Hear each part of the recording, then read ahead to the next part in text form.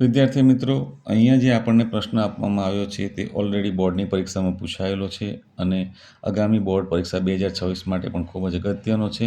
હવે વિદ્યાર્થી મિત્રો, અહીંયા જે આપણને દ્વિચલ સુરેખ સમીકરણ યુગમાં આપ્યા છે એનો ઉકેલ આપણે આદેશની રીતે શોધવો છે. તો હવે આપણે એ શોધવા માટે પ્રયત્ન કરીએ. તો વિદ્યાર્થી મિત્રો, સર્વપ્રથમ આપણને જે બે સમીકરણો આપ્યા છે એમાં બંને પહેલા સમીકરણને નંબર 1 આપીશું, બીજા સમીકરણને આપણે નંબર 2 આપીશું. હવે વિદ્યાર્થી મિત્રો, અહીંયા આગળ આપણે આ જે બે સમીકરણો આપેલા છે, બરાબર મેથડ યાદ રાખજો કે મેથડ ઘણા વિદ્યાર્થીઓને યાદ નથી કે કયા સ્ટેપ પછી શું કરવાનું હોય છે. તો પહેલાં આપણને મેથડ યાદ હોવી જોઈએ. તો પહેલાં શું કરવાનું, આ બે સમીકરણો જે આપણને આપ્યા છે એમાં જે બંને સમીકરણમાંથી કોઈ પણ એક સમીકરણને પસંદ કરી લેવાનું. માની લો કે તમે પહેલા સમીકરણને પસંદ કર્યું. હવે પસંદ કર્યા પછી શું કરવાનું કે એ સમીકરણને લખી કાઢવાનું. એટલે આપણે લખીશું સમીકરણ 1 લેતા. બરાબર છે. તો સમીકરણ 1 લીધા પછી શું કરવાનું, લખવાનું એને 2x + 3y = 11. હવે વિદ્યાર્થી મિત્રો, સમીકરણ લખ્યા પછી શું કરવાનું, સમીકરણ લખ્યા પછી આપણે કોઈ પણ એક ચલ, અહીંયા x અને y બે ચલ છે, બંનેમાંથી કોઈ એક ચલને સૂત્રકર્તા બનાવવાનો. તો માની લો કે આપણે એક્સને સૂત્રકર્તા બનાવીએ તો એક્સને લેફ્ટ હેન્ડ સાઈડ પર રહેવા દેવાનું, બાકીનું બધું રાઈટ હેન્ડ સાઈડ પર લઈ જવાનું. તો એ કેવી રીતે લઈ જવાય આપણે જોઈએ. તો લેફ્ટ હેન્ડ સાઈડ પર 2x રાખીશું અને 3y ને આપણે રાઈટ હેન્ડ સાઈડ પર લઈ જઈશું. તો અહીંયા આગળ થશે 11 - 3y થશે. હવે વિદ્યાર્થી મિત્રો, અહીંયા લેફ્ટ હેન્ડ સાઈડ પર ઓનલી એક્સ જ હોવો જોઈએ. તો એક્સની સાથે આ જે બે ગુણાકારમાં છે એને આપણે રાઈટ હેન્ડ સાઈડ પર જશે એટલે ભાગાકારમાં જશે, એટલે આ રીતના આપણને મળશે. તો આ જે આપણને એક્સની વેલ્યુ મળી એને આપણે સમીકરણ નંબર 3 કહીશું. હવે વિદ્યાર્થી મિત્રો, આ સમીકરણ 3માં જે એક્સની આપણને વેલ્યુ મળી છે એને આપણે જે નથી પસંદ કર્યું, સમીકરણ 2 ને આપણે નથી પસંદ કર્યું, તો એની અંદર આ વેલ્યુ મૂકી દઈશું. તો શું લખીશું આપણે, હવે સમીકરણ 3માંથી એક્સની કિંમત સમીકરણ 2માં મૂકતા, એટલે સમીકરણ 2માં મૂકતા.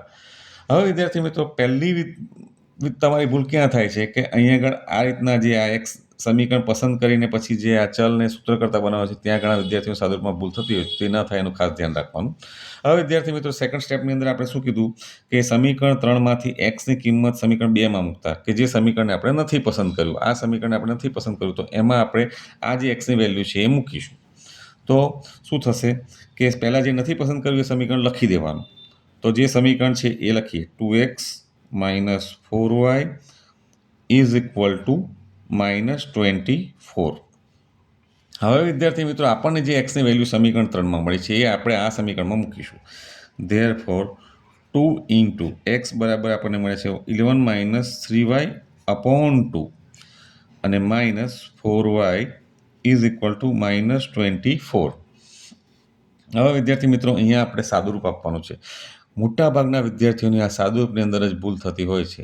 તો ખાસ ધ્યાનમાં રાખજો સાદુરૂપ કેવી રીતે થાય છે. તો અહીં આગળ આ બે ને આ બંનેનો તો છેદ ઉડી જશે, એટલે આપણી પાસે બાકી રહેશે 11 - 3y - 4y = -24. ધેરફોર 11 તો એમ જ રહેશે, પણ -3 અને -4 એટલે -7y થશે અને બરાબર -24 થશે. હવે વિદ્યાર્થી મિત્રો, અહીં આગળ આપણે -7y ને લેફ્ટ હેન્ડ સાઈડ પર જ રહેવા દઈશું અને આ જે +11 છે એને રાઈટ હેન્ડ સાઈડ પર લઈ જઈશું. તો અહીંયા -24 તો છે જ અને આ 11 આ બાજુ આવશે એટલે માઇનસ થઈ જશે.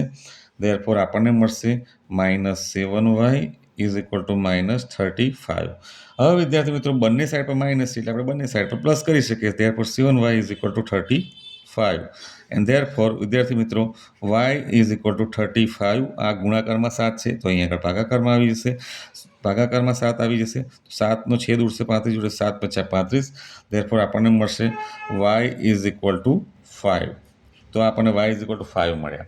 હવે વિદ્યાર્થી મિત્રો, આપણને જે આ y = 5 કિંમત મળી એને આપણને જે સમીકરણ 3 આપણે બનાવ્યું છે એની અંદર મૂકીશું.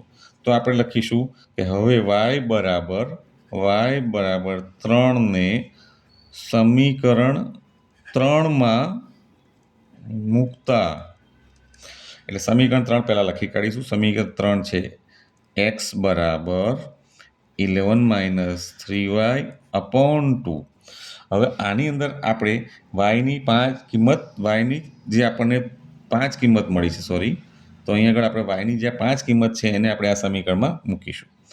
તો 11 - 3 × 5 upon 2. Therefore 11 - 5 તરી તો 15 થશે upon 2. હવે વિદ્યાર્થી મિત્રો -15માંથી +11 જાય તો -4 રહેશે અને છેદમાં 2 રહેશે. અહીંયા 2નો 4ની સાથે છેદ ઉડશે તો 2 દુ 4 થશે. therefore આપણને x બરાબર -2 મળ્યા. હવે વિદ્યાર્થી મિત્રો અહીંયા આગળ આપણને આદેશની રીતે સમીકરણ યુગ્મનો ઉકેલ માંગ્યો છે. therefore આપણે લખીશું કે આમ ઉકેલ x y બરાબર x બરાબર આપણને -2 મળ્યા છે તો -2 લખીશું અને y બરાબર આપણને 5 મળ્યા છે તો અહીં આગળ 5 લખીશું. તો આમ ઉકેલ x y બરાબર -2 × 5 છે. તો આ આપણો માંગેલો ઉકેલ છે. વિદ્યાર્થી મિત્રો અહીંયા આગળ આપણે જે સાદુરૂપ આપ્યું ત્યાં પણ વિદ્યાર્થીઓની સાદુરૂપમાં જ ભૂલ થતી હોય છે. તો આ સાદુરૂપમાં પણ ભૂલ ન થાય એનું તમારે ખાસ ધ્યાન રાખવાનું છે. તો ટૂંકમાં અહીંયા આગળ આપણે આખા દાખલાની અંદર જોઈએ તો દરેક જગ્યાએ સાદુરૂપમાં જ વિદ્યાર્થીઓની ભૂલ થતી હોય છે.